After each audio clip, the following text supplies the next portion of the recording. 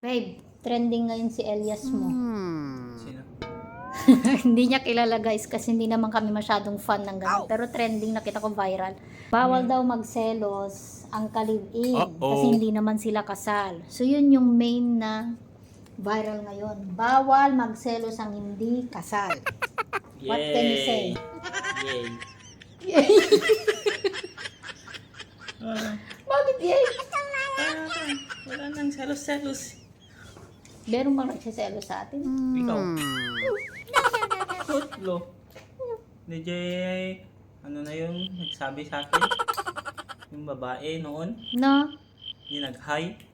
Nga? Tapos nagselos ka. Joy? Ano pa yun? Hindi ako malagi. Sino ba kasi ang mas seloso sa atin? Selosa? Sige nga. Ako noon, tapos ikaw ngayon. Bakit nagbago ka na? Agad tunakot lang ang makikita ka. Bakit noon?